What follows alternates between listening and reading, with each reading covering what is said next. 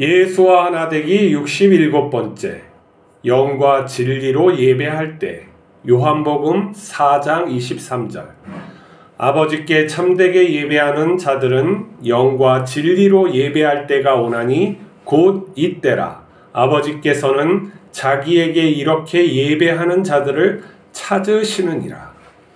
유대인들은 예배 장소가 무엇보다 중요했습니다.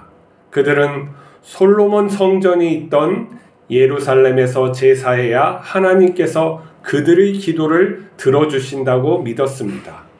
그러나 예수님은 하나님 아버지는 영이시니 예배하는 자는 영과 진리로 예배하라고 하십니다. 그것은 예배를 드리는 사람이 중요하다는 말씀입니다. 예배자가 성령과 진리로 거듭나야 한다는 것입니다. 예수님은 우리를 참된 예배자로 만들기 위해 자기 생명을 주셨습니다. 그리고 우리와 성령으로 하나 되었습니다. 우리는 예수님과 하나 되어 거룩하신 하나님 아버지 앞에 나갈 수 있게 되었습니다. 하나님 아버지는 예수님께서 창조하신 우리를 기뻐하며 받아주셨습니다. 우리와 영원히 함께하기로 약속했습니다. 우리의 삶이 하나님을 모신 예배가 된 것입니다. 하나님 아버지는 우리에게 필요를 공급하시고 악으로부터 지켜주시며 성령의 열매를 맺게 하십니다. 우리를 예수님 닮은 자녀로 만드십니다. 우리는 예수님의 은혜로 거룩한 예배자가 됐습니다. 우리는 하나님께서 거하시는 새 예루살렘 성전입니다. 우리 안에 영이신 하나님이 있습니다. 우리는 세상으로부터 우리를 거룩하게 지켜야 합니다. 그것은 하나님과 진실이 사랑하는 것입니다. 우리가 하나님께 드릴 예물은 진리이신 예수님을 따르는 우리 자신입니다. 하나님 아버지께서는 자기에게 이렇게 예배하는 자를 기뻐하십니다. 우리에게 자기 생명과 사랑과 기쁨을 영원히 나누어 주십니다. 우리는 각자의 세계관에 따라 세상을 봅니다. 하나님을 믿는 사람은 그 믿음에 따라, 하나님을 믿지 못하는 사람은 무신론자의 시각에 따라 믿죠. 또 어떤 사람은 진화적인 메커니즘을 이해하면 그 진화를 믿는 사람이 있죠. 무신론자가 진화를 믿는 사람이 또 있으면은 또 그것이 좀 메커니즘이 달라요. 또 믿는 사람이 진화론을 또 믿으면은 하나님을 믿는 사람은 유신론적 진화론이라고 하죠. 그 믿음은 천차만별이죠. 어떤 사람은 또 그 진화론을 믿지 않고 하나님께서 6일 만에 창조하시고 또 이 세상은 6,000년이 됐다고 믿는 사람도 있죠. 각자의 믿음은 달라도 우리가 서로를 갖다가 존중하는 마음, 인격은 변함이 없어야 되겠죠. 본질은 무엇이냐? 나쁜 것을 서로에게 악감정을 하는 것은 무엇이냐? 이것은 뭐냐면 인격이 되지 못해서 그래요. 무신론자나 또 유신론자나 또 진화론자나 창조론자나 인격이 되먹지가 못하니까 이 진리를 바로 따라가지 못하는 것들이 우리 사회에 있고 서로 미워하는 것이죠. 저는 창조론을 그냥 있는 그대로 믿기를 원해요. 하나님은 전능하시기 때문에 1초 안에 0초 안에 이 세상을 창조하시고 다 하셨다는 걸 저는 그냥 믿어요. 성경을 있는 그대로 믿지만 해석을 해줄 때 다른 사람들이 이걸 그렇게 믿지 못한단 말이에요. 나는 왜 이렇게 믿느냐 했을 때 나는 여러 기적이나 이런 것들을 갖다가 직접 경험했거나 간접 경험했거나 이런 것들이 있으니까 믿는데 큰 어려움이 없죠. 물론 다 믿을 만큼 큰 믿음은 또 안 돼요. 하나님을 신뢰할 만큼 내가 고통이 막 있고 아프고 죽게 생겼는데 하나님을 막 믿는다고 막 이렇게 내가 죽음의 위험에서 이렇게 내가 자신할 수 없는 내 자신이기 때문에 그러긴 믿지만은 또 하나님 완전한 신뢰를 내가 건방지게 할 수 없다는 것을 알죠. 근데 전혀 하나님에 대한 믿음도 별로 없고 또 과학 세계만 알고 그런 사람에게 어떻게 말을 해줘야지 하나님에게 관심을 갖겠어요. 그러면은 어떻게 그가 아는 방식으로 최대한 하나님을 설명할 수밖에 없는 것이죠. 그럴 때 이렇게 유실론적 진화론도 얘기하고 뭐 이것저것 얘기해 주면서 하나님께서 이 세상을 갖다 그런 방식으로도 창조할 수 있구나. 그래, 모든 종이 성장하는 것이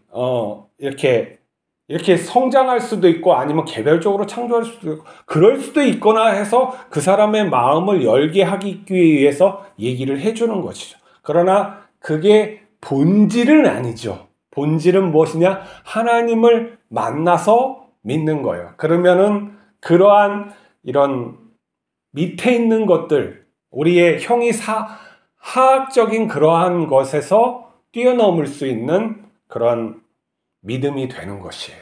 자, 오늘 보니까 이 사마리아의 여인과 예수님께서 말씀을 이렇게 하다가 참된 예배자는 무엇인가에 대해서 얘기를 했어요. 그 당시 예루살렘에 있는 유대인들은 예루살렘 성전에서 예배를 드려야지만 된다고 생각해요. 지금 많은 유대인들이 그렇게 생각해요. 그래야지 하나님의 나라가 오고 더 중요한 거는 거기에 뭐가요? 하나님께 예배를 참답게 드릴 수 있게 된다라는 믿음이 있는 거죠. 그건 또 우리의 마음속에 또 뭐가 있냐면은 욕망이 사로잡아 있는 거예요. 우리의 기도가 하나님께 들려줄 수 있고 우리의 소원이 성취될 수 있다라는 욕망도 숨겨져 있는 것이죠. 근데 예수님께서는 그 장소의 문제들 그걸 갖다가 부정하셨어요. 하나님은 어떤 장소에만 있지 않다는 것이죠. 그리고 예배 드리는 것은 예배자가 중요한 것이에요. 예배자가 하나님을 어떻게 알고 있느냐 하는 것이죠. 하나님을 정말 창조주로 나의 주인으로 알고 절대적으로 거룩하신 분으로 알고 예배를 드리느냐는 거예요. 근데 이 알미라는 게 하나님께서 계시하시고 가르쳐 주셔야 된다는 이 안타까움이 있는 거예요. 근데 그걸 누가 하시냐면 옛날에는 예수님, 지금은 성령님께서 진리로 깨우쳐 주신다는 거예요. 그래서 영과 진리로 예배하는 거죠. 영은 무엇이냐면 하나님의 영이시겠죠. 진리는 뭐 예수님이겠죠. 영을 따라서 예수님을 따라서 사는 삶 이 자체가 예배를 드리는 거예요. 예수님과 하나 된 이 삶을 내가 온전히 살아갈 때 하나님께서 함께 하시는 것이고 그게 예배라는 거예요. 공중에서 우리가 많은 사람이 모여서 하나님을 경배하고 이런 것도 예배지만 본질적인 예배는 하나님과 함께 살아가는 것이 본질적인 예배예요. 삶이라는 거죠. 무슨 어떤 조직을 만들어서 하나님을 높여드리는 그 예배가 아니라 하나님과 동행하는 삶, 나누는 삶, 진리의 하나님의 그 생명 이런 것을 나누는 것이 예배라는 것이죠. 그러면 우리의 삶에서 그리고 예배에서 교회에서 예배에서 어떻게 해야 될까요?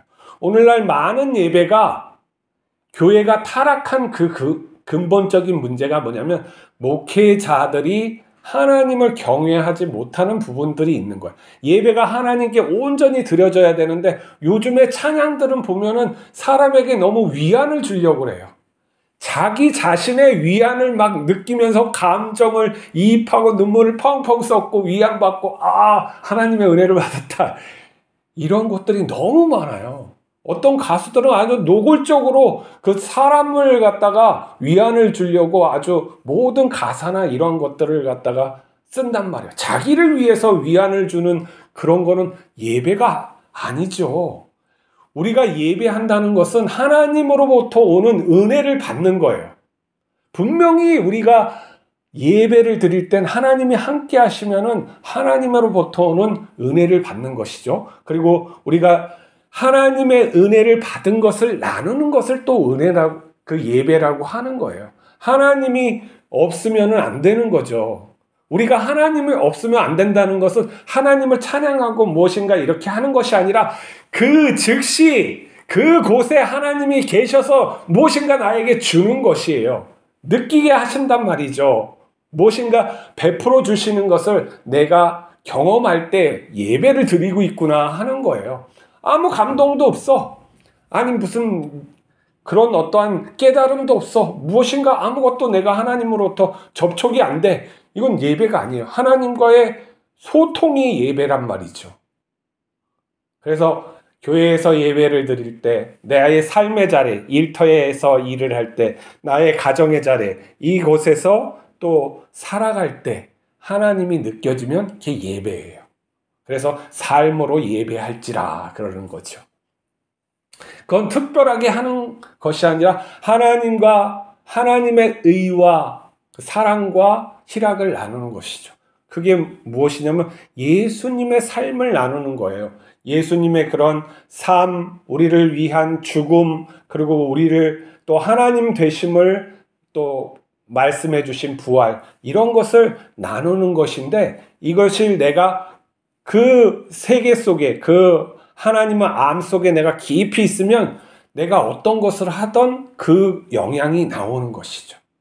저는 개인적으로 이 우주가 살아있다고 생각해요. 살아있다는 건 움직인다는 것이고 상호작용을 할 수 있다고 해요. 물론 생물학적 삶은 아니에요. 자, 우리의 모든 우주는 입자로 되어 있어요. 원자로 되어 있단 말이에요. 전자와 원자로 되어 있어요. 서로 소통한다는 게 양자들 세계 아닙니까? 이 벽하고 내가 소통할 수도 있어요. 여러분 보세요. 식물에게 저주를 부리거나 말로 막 저주하거나 칭찬하면 그 식물들이 다르게 자라요. 많은 과학으로 밝혀졌잖아요. 좋은 음악, 클래식한 음악, 좋은 음악을 들으면 식물과 동물들이 좋아서 잘 자라고 생산도 많이 하고, 나쁜 음악 그리고 나쁜 말을 하면은 그 식물과 동물들이 나쁜, 영적으로 우리가 말은 못해도 이렇게 하는 것처럼 이 벽하고도 우리는 대화할 수가 있어요. 왜냐하면 얘들도 입자의 세계이고 모든 것은 입자와 전자로 소통하잖아요. 그것처럼 이 우주는 하나님 안에서 다 살아있는 거예요. 그러면 우리가 참된 예배자로 살아갈 때 하나님이 알아주실 뿐만 아니라 이 자연세계 모든 사람들도 알아줄 수가 있어요. 그가 부인한다 그래도 우리의 영적인 것은 나간다면 이게 삶인 것이죠. 그러면 예수님의 온전한 형상이 우리한테 드러나면 어떻게 되겠어요? 예수님을 우리가 증거하는 거예요. 우리가 그 하나님, 예수님 안에 깊이 들어가는 그 자체만으로도 우리의 어떠한 복음이 우리를 통해서 전해주는 줄 믿으시기 바랍니다. 그리고 나쁜 말 하지 말고 좋은 말 하세요. 자식들에게, 다른 사람에게 좋은 말 하세요. 정말 마음을 담아서 하나님의 축복을 나누어 주세요. 그러면은 그들이 정말 하나님의 사랑을 느껴지게 돼 있어요. 우리는 양자 얽힘처럼 다 얽혀 있어요. 하나님과 우리가 얽혀 있고 또 우리와 이 자연 만물이 얽혀져 있어요. 그걸 아시고 영과 진리로 살아가시길 바랍니다. 기도하시겠습니다.